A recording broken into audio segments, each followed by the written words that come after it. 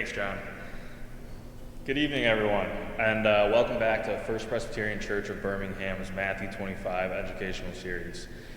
My name is Jeff Bozell, as John said, and I'm fortunate to have served on the Matthew 25 working group for the past 18 months.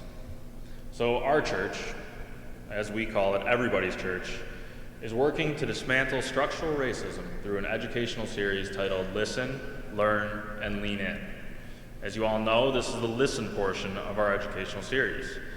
Our first event was held last month, in which we heard important messaging from Dr. Rose regarding the existence of structural racism in our society and how it functions as various cogs through education, environmental justice, housing, criminal justice, and wealth. This evening's presentation will focus on the structural racism in our educational system.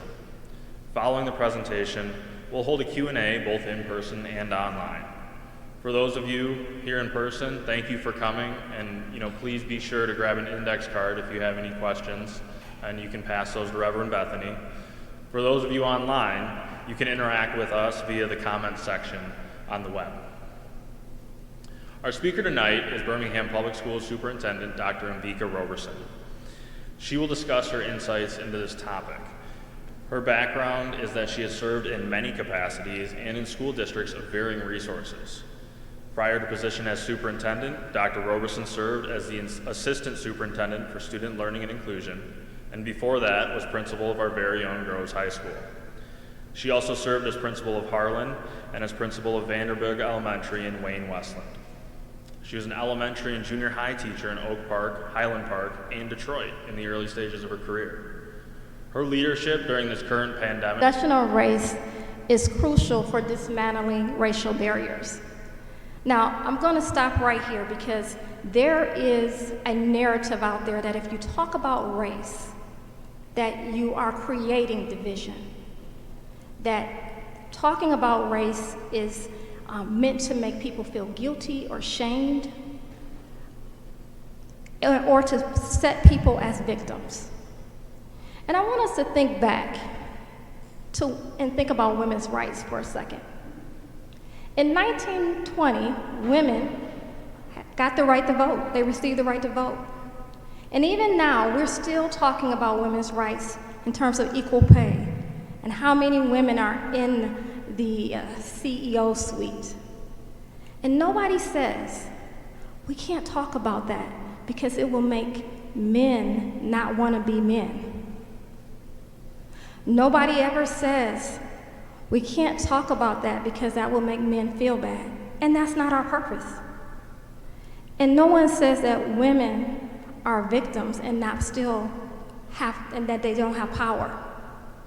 So why do we do that with race? Why do we say that we can't have that conversation about race when we do it for every other thing? Is it uncomfortable? Yes. But is it necessary? Of course. The next learning target is, I hope by the end of this you will identify at least 3 ways that you can help build a better future regarding race and education. So, what is racism? So, racism is the prejudice, discrimination, or antagonism directed against a person or people on the basis of their membership in a particular race or ethnic group, typically one that is minority or marginalized.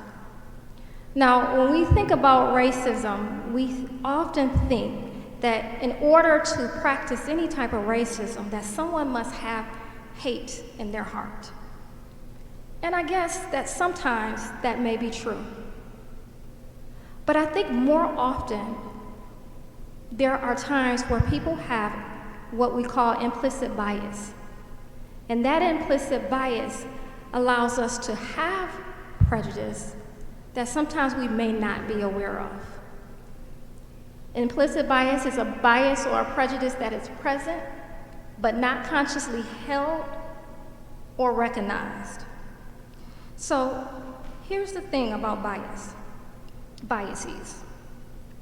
We all have them. Now, I'm not saying your bias is about race, But what I am saying is that all of us look at people and sometimes make judgments.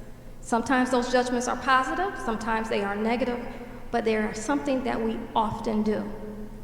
For example, if I told you to imagine right now an engineer and imagine a nurse, do you automatically think of a male and a female? You might say, well, that's harmless, right? Most of the people, nurses I know are women, and most of the engineers that I know are men. Well, yes, it could be harmless. But think about if you're a college or career counselor and you're having a conversation with a student who is interested in the medical profession, and you share with that student all the avenues of being a general practitioner, a surgeon, an anesthesiologist. And because that student is a male, subconsciously you never mention that a nurse is one of those options. The student walks away because the student decides, I don't think I want to spend that much time in school being a general practitioner. Did we just steer him away from the medical profession? Was it intentional? Absolutely not. But it's those unconscious biases that sometimes affect our students. Now, racism or prejudice, I'll say, prejudice and discrimination, I'll say, is as old as biblical times. So since we're in a Presbyterian church, I want to remind you about Acts 10, when Peter went to Caesarea and the gift of the Holy Spirit fell upon the Gentiles. And how by Acts 11, people, or Jewish believers, took issue with the fact that he had shared the word with the Gentiles and that the gift of the Holy Spirit had fell upon them. Or think about the parable of the Good Samaritan. Now, that parable, you remember a priest and a Levite both went by the man who had been beaten and robbed? Yes, it is a story of compassion. But what made that story especially significant was the relationship at the time between the Jewish people and the Samaritans. And the fact that it was the Samaritan that not only helped, took that person to the inn, paid for their stay, and then left and said, whatever it takes to get this person back to health, I'll come back and pay the cost. There would be no need for, in the Bible, Galatians 3:28, for Jesus to say, for the apostle to say that there is neither no Jew, no Greek, no free or bondsman, no male or female, we're all in one in Christ. If there wasn't some division that occurred, and if we sum everything up, in Galatians 5:14 it says, the whole law could be summed up in one command: love your neighbor as yourself. So it compels us as Christians to move in this direction. So what is structural or institutional racism? So structural and institutional racism are the practices and the policies that and attitudes that come from the racist biases and that harm minorities or marginal groups because those practices and policies are in play. Now, let's go back to that conversation that we just had about career counseling. I know that's gender and it's not race, but if there's a school policy that says share medical profession, doctor, anesthesiologist, and with or being a nurse with just the female students that are interested in the medical profession, then you're harming another group. And while we can wrap our heads around that with gender, I'm going to tell you that there are also some things that hit race. Now, this illustration, actually I did not create this, I got this from the University of North Carolina. and their diversity, equity, and inclusion site. And actually, if you go to their website, they have a long scenario of how the cycle of systemic policies continues in institutional racism. I'm not going to go into the entire piece for the sake of time, but here's one I want you to consider. Here we have Ryan and Jamal. Both students are 8 years old. Both families have the same amount of income. They manage their money well, but because of housing discrimination, Jamal's family lives in a high poverty district, while Ryan's family lives in a top-ranking school district. How does that affect education? Well, where you live determines where you go to school. And if you are in a higher poverty school district in Michigan, you're also not funded in the same way. Birmingham right now gets about $12,000 per student. I think it's absolutely necessary. I think we actually need more. But if you look at some of our school districts that are just 10, 15 minutes south or north, they get about $8,700. You're talking about a $3,500 difference per student. So what does that do for the education that Jamal gets versus the education that Ryan gets? Well, because there's less money, there's likely to be less money to pay teachers. So the experience of the teachers may look different. The programs that Ryan has access to versus the programs that Jamal has access to look different because they can't afford to take care of the building and to put additional programs like maybe AP classes. And if Jamal and Ryan, who may have the same ability, but may be receiving instruction, Jamal may be receiving instruction at a lesser degree, when it's time for him to go to college, what we see sometimes is students who have to take remedial classes before they can even take their college classes. Well, what does that mean if you're already coming from a family that can't pay your full college tuition? That means you have additional loans.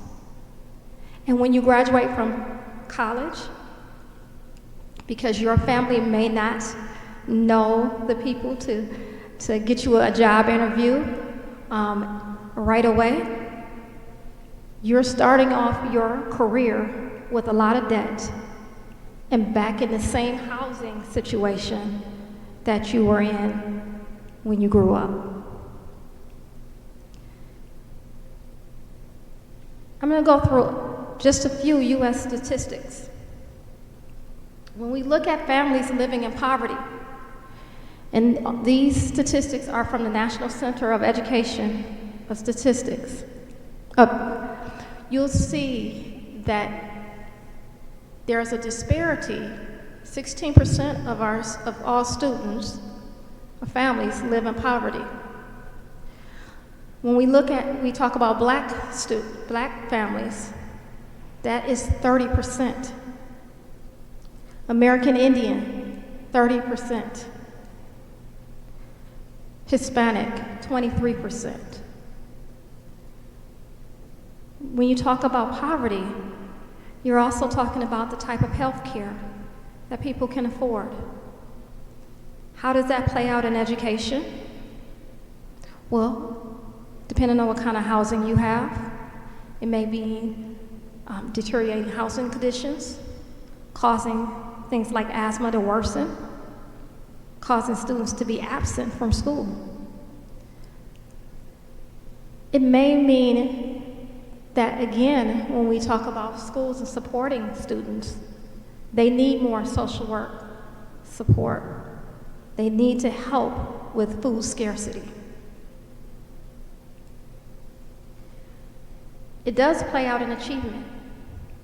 So here are scores from 1992 to 2017 in reading achievement.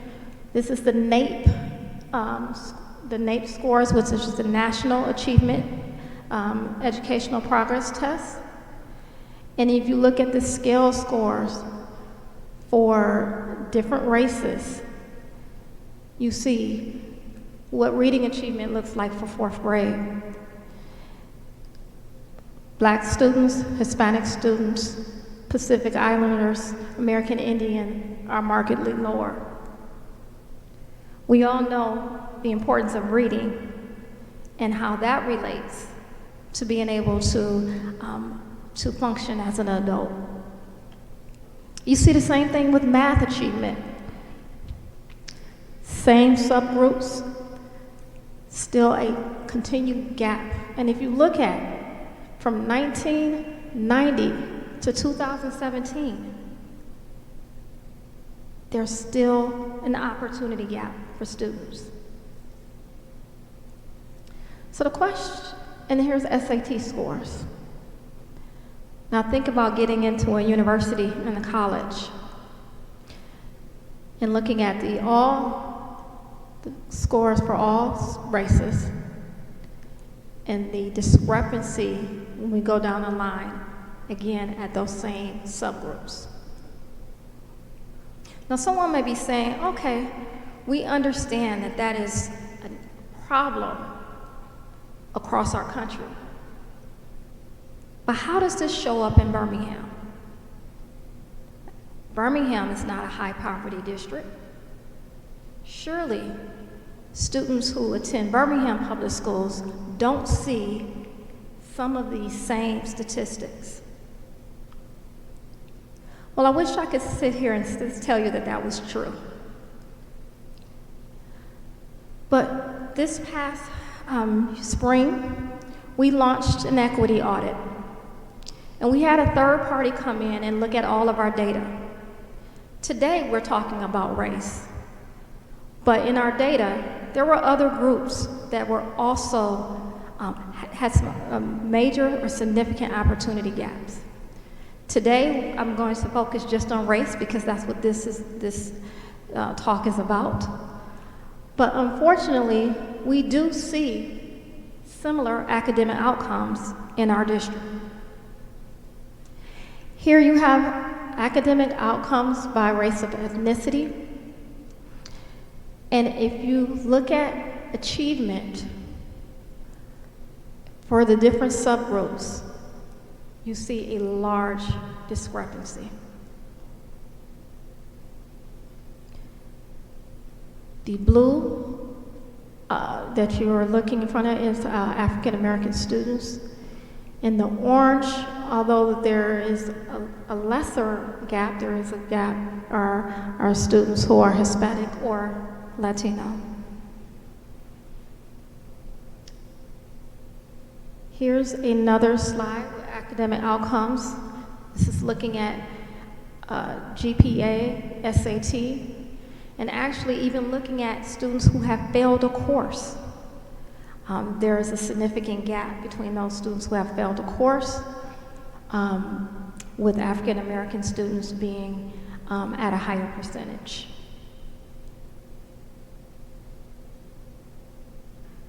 Behavioral outcomes. So what does this look like for discipline? We looked at 3 different behavioral outcomes. Suspensions, incidents, it's hard for me to see, and chronically absent, I think is the third one. We know that we see a higher percentage of African American students being involved in incidences. Now, we don't see a major difference with chronically absent. There's somewhat of a difference with suspensions, but why do we see such a big increase with incidences? And what are incidences? Incidences, as categorized in our school district, are things that would not rise to the attention of a student being suspended. When we think about suspensions, we're thinking about fights, we're thinking about something that occurred maybe with drugs or alcohol.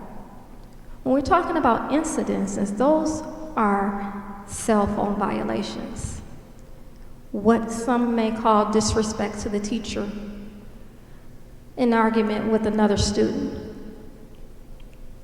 There's a lot more subjectivity with how a student issue is dealt with when you talk about incidences. So, for example, an incident could be 2 kids using their phone when they should not be using their phone, but deciding that one student will go to the office and deciding that the other student, you will just let their parent know.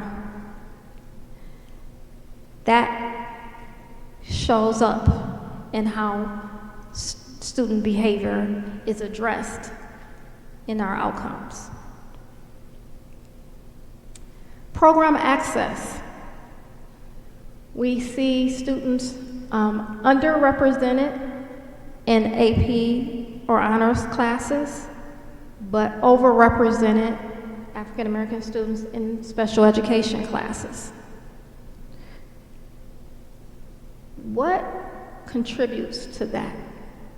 Well, for the special education issue, that is something that we have to dig in deeper. We got this data back, but we have to figure out why that is occurring. For access to honors and AP classes, we do know that we have some classes where we have very hard data that we use to admit students into classes. And then we have other classes where it is based on teacher recommendation or whether a parent asked for their child to be into a class. That in itself can set up inequities if one student is recognized as a student based on observation, a student who can succeed in a class, or whether or not a parent knows to ask the question to put their child into a class. And so that is something that we definitely need to address. So what do we do as a school district?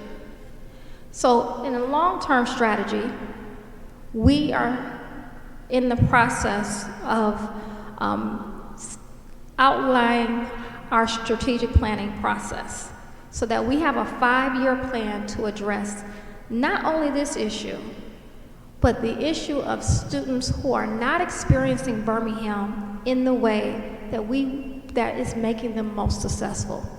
Again, we're talking about race today, but when we did this equity audit, we looked at how all of the students in Birmingham are experiencing Birmingham Public Schools. And we saw a number of areas or opportunities of growth. In the short term, we need to analyze the root causes. So here's the data. We know we have overrepresentation of African American students in special education.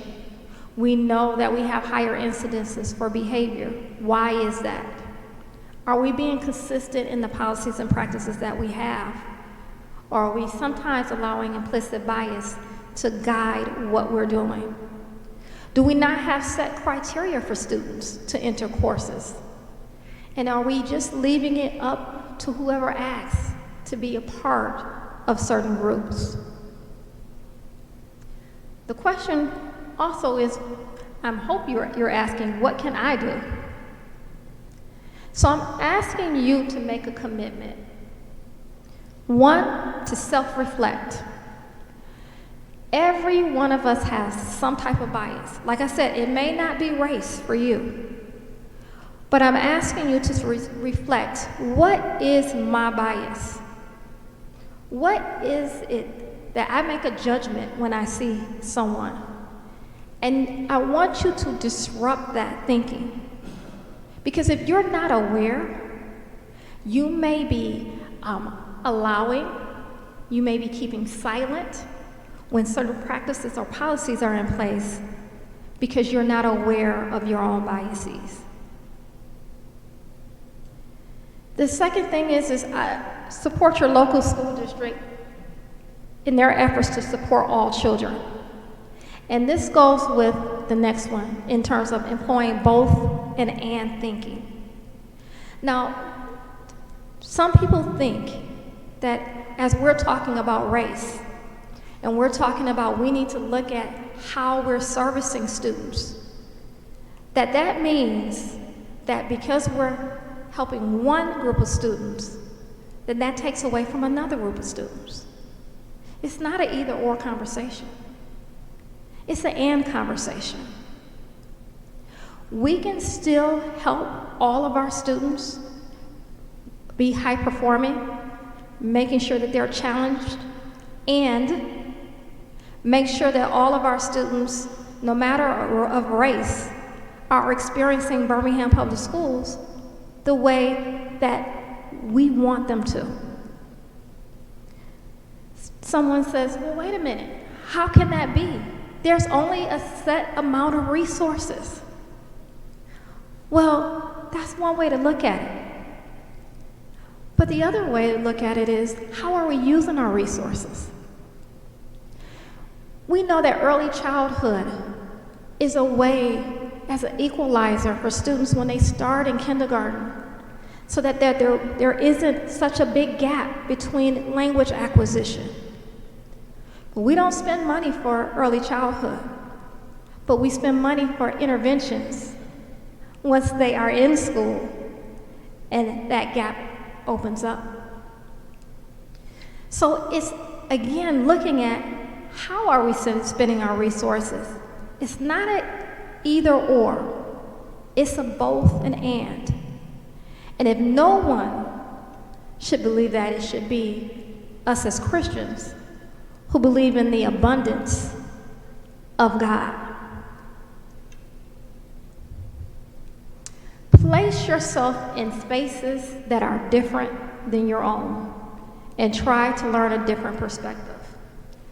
This is extremely, extremely important.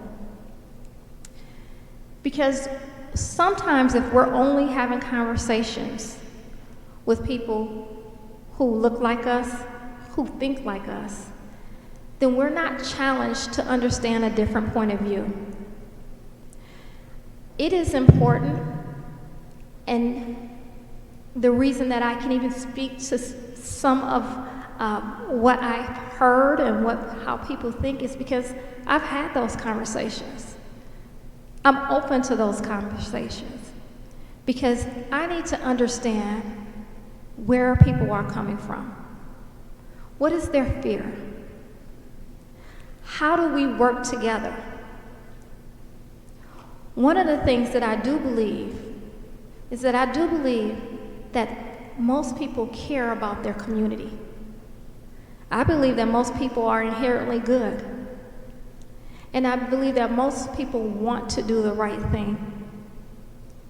Often, we don't know how. We're not sure how we think or how our actions or how our words affect someone else. And sometimes we're afraid to hear how it affects someone else. What's so very important for us to do and to get away from is forums like this, to be able to have those conversations, to be able to ask those questions, so that we can all work together. At the end of the day, especially those who are of the body of faith, our job is to love our neighbor as ourselves. And if we truly believe that, we will challenge ourselves to support the work for all, out of love and out of the abundance of God's grace. I'm just going to put these references up because these are not, I just want to give a reference to the National Center for Educational Statistics, the University of North Carolina's DEI office, and Hanover Research that did the data. And at this time, I will take any questions.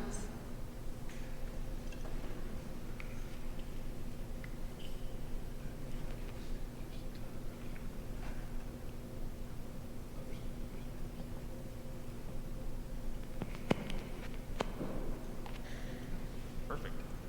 Hello? I can take it. I was going to ask. Thank you, Dr. Roberson. That was fantastic. And I hope that if you do have questions, you pass them either to Bethany or Janet, and we'll bring them up. So I think starting off with our first question this evening, can you address the broader issue of parental involvement with school board's business? The school board business? That's what the question says. Okay, well, I'll say this.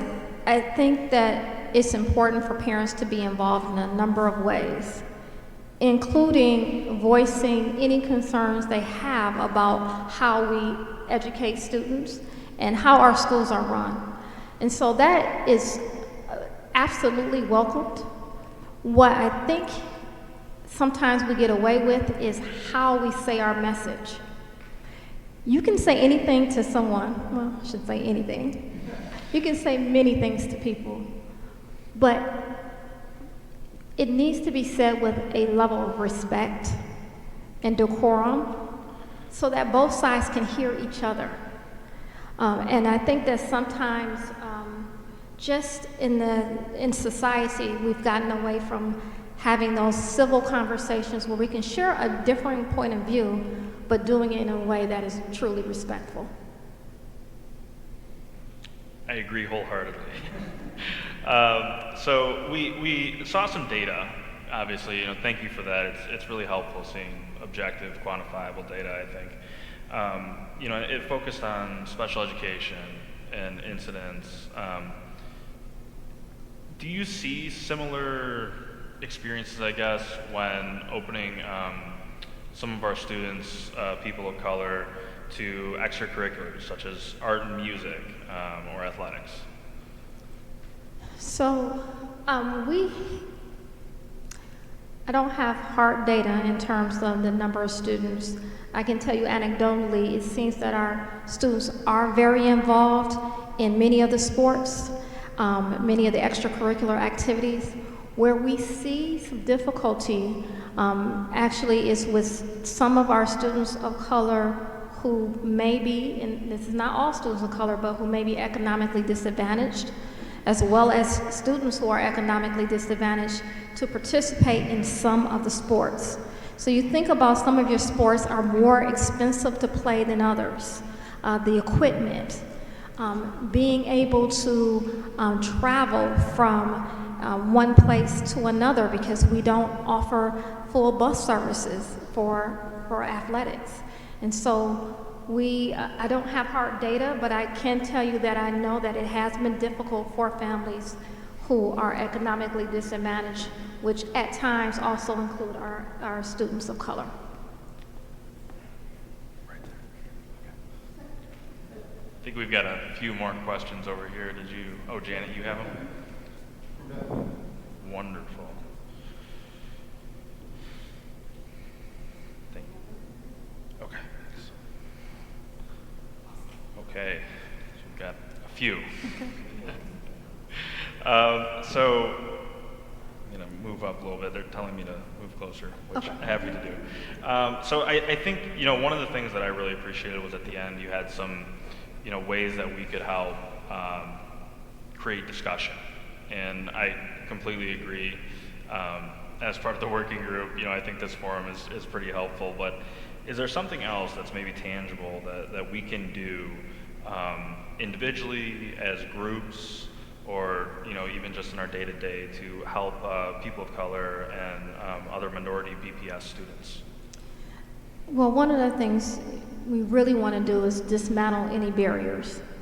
So I dare to bring up politics in this, you say you don't talk about politics, but it is important to understand what laws are on the dockets, what bills are on the dockets to be laws, to make sure that whatever is there is in alignment with what we're trying to achieve.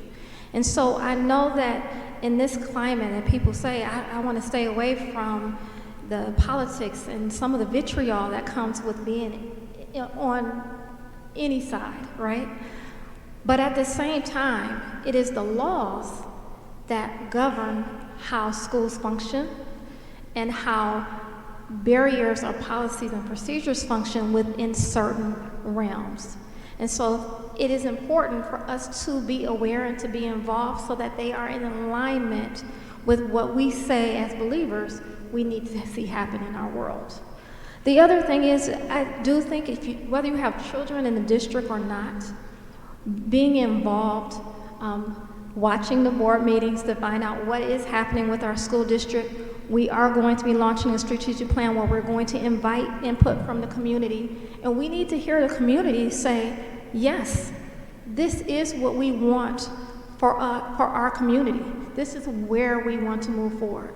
So we need to hear the voices, because sometimes we hear the voices of few, but we need to know that the majority of the community wants to see this happen.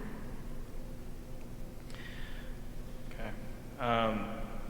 This is something that's, something that I sometimes think of too, so thank you for the question around this, but to what extent are we considering teacher demographics and representation for perhaps role models in the classroom for our students to see? Excellent question. So with the equity audit, there were 3 parts of the equity audit. There was a qualitative piece which surveyed students that were in 6th through 12th grade, parents, and the community. And we got data about how people felt and experienced our school district. There was the quantitative data, some of which I showed here. And then the third part of the equity audit is actually looking at our human resource division. How do we recruit, attain, retain, and attract diverse candidates? I can tell you right now that we are lacking in this area with our staff. And it is important for students to see role models of all different races and all different backgrounds, so that they are comfortable with what the world looks like around them, not just what's in their particular school, and not just what's within their just community, but what does the world look like. And when we have that diverse staff, and that's something that we will be working on, it will make a much richer experience, I believe, for all of our children.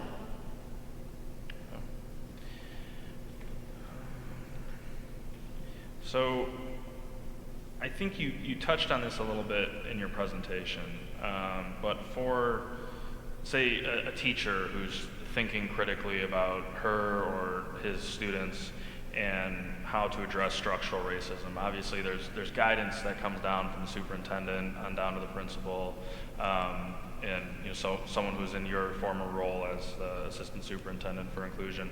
But do you have any kind of tangible first steps for a teacher to consider when they want to think about lesson plans and how to have these difficult conversations? So 2 things. One, if we just think about biases within the classroom, one of the things that's really important for a teacher to do is to get to know their students, to get to know their stories. Again, everyone has biases. And I'll just tell you a story about my own biases, my own bias when I was teaching. I had a student who hardly ever did her homework. Never. I would talk to her, and when I talked to her and say, I really need you to do your homework, it's really good for practice, it's reinforcement, she would do her homework for a period of time, and then she would slack off again. Great student in class, never gave me any trouble, but I could not get her to do her homework. One day, one Monday, her uncle came to my door, and he said that she would no longer be in my class anymore because her mother had died over the weekend. Her mother had just given birth to her 8th child, My student was the oldest. She couldn't do her homework because she was helping to take care of those other students. I never got to know her story. I never asked her, why aren't you doing your homework? I just assumed she didn't do it because she didn't think it was that important. Now, I'm not saying that means she should never do homework. What I am saying is I didn't do, my own bias didn't allow me to know that child's story. I didn't give her any relief. I didn't say, what days do you have to take care of you? Can you do some reinforcement? Can I help you get started in class just to make sure that you know how to do the work? And that's why I share that, because any of us can do that, where we have our bias creep into our jobs. And it's important for our teachers to know their students and to know their story and not make judgments. That's one part of it. In terms of structural, when a teacher sees, because sometimes teachers see things sometimes that administrators don't see.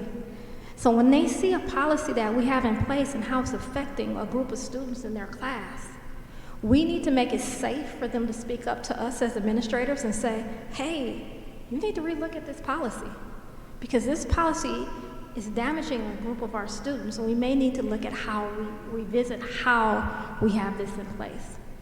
So those two things I think would be helpful for teachers in the classroom. Thank you. Thank you. I'm not sure if you have this data, but was there anything in the equity scorecard or that you've seen in your data sets for Birmingham regarding longevity in the district? So if you have, a student who starts off kindergarten at, say, Greenfield all the way up to Groves versus someone who just gets in the district as a junior in high school. So we do have some of that data, and I don't have it with me. I can tell you that unfortunately, while we do see some differences for kids who have just entered the district and haven't been in Birmingham the entire time, I cannot say that the student that has been in Birmingham since kindergarten still sees the same results. Now, this data spanned 5 years. So we can see the student who was in kindergarten and first grade to where they are in elementary. We can't see them all the way to high school because it's only a 5-year span of data. But we still do see gaps in students who have spent their entire career in the Birmingham School District. Okay, that's understandable. This is a creative idea, I think, and something that I'd personally like to see. But what do you think about parent-to-parent meetings and how that might help children resolve school conflict, and perhaps even the parents to come together and resolve conflict? Sort of a lead by example type situation. I think that would be great. I think that if we can get parents, the thing about schools are two things. One, schools are a microcosm of what's happening in society. So what's happening outside comes and seeps into our schools.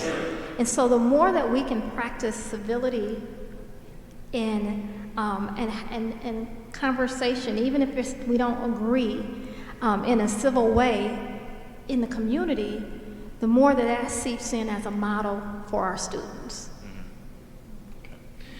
So I'll be interested to know who said that. We're going to be tapping on you, tapping on your shoulder. I think so. We've got a couple more here, and I'm going to group a few of these all together in the same question.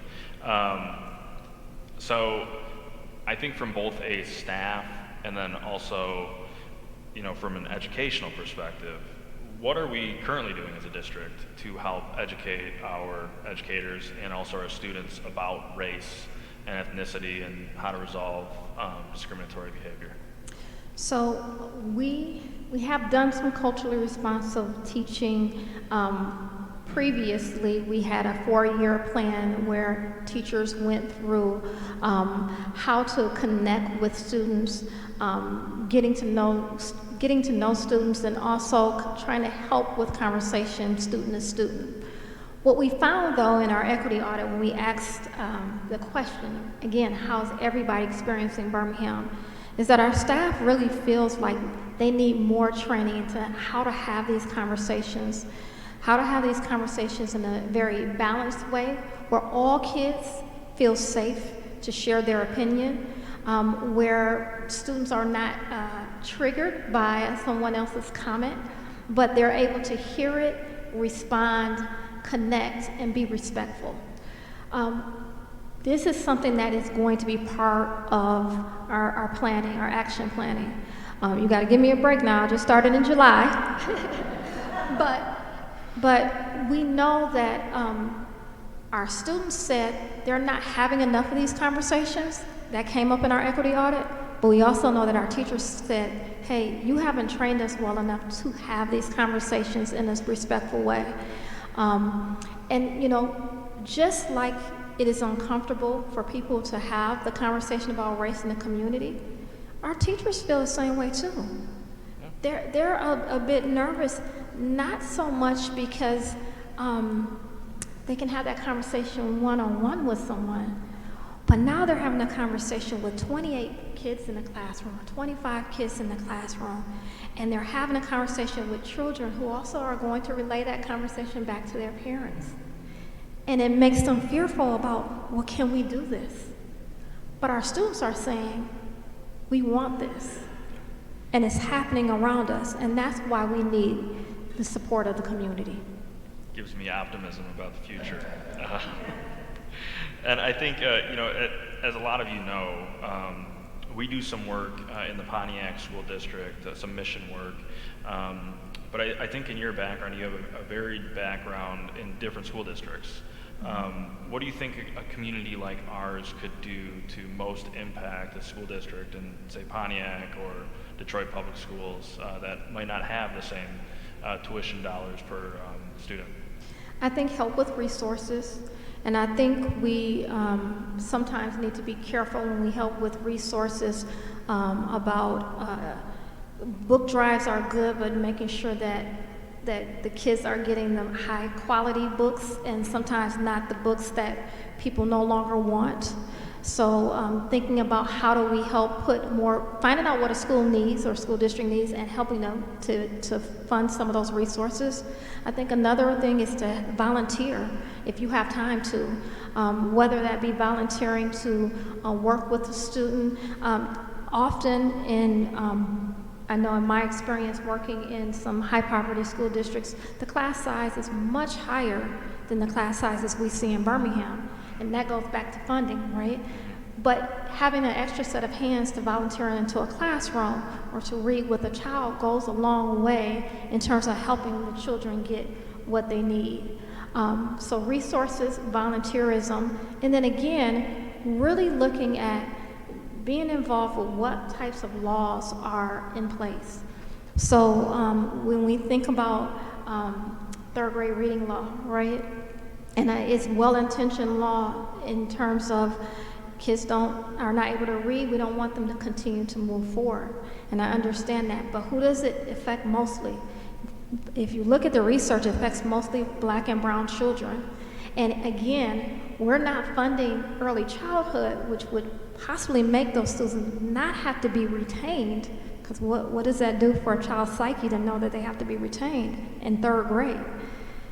We're putting the dollars on the back end and being reactive instead of proactive. So those are things that we should be helping to push for our students. And in the end, it's going to help our entire economy. If we have our students who are able to be proficient in reading and not having to pay for interventions and literacy way out into middle school, high school, it's going to help our economy overall because we'll have students who are more well-versed and well-skilled to contribute. Absolutely. Yeah, I think long-term that would be fantastic. Well, I think we have some action items that we can write down and help. I hope I hit my learning targets. With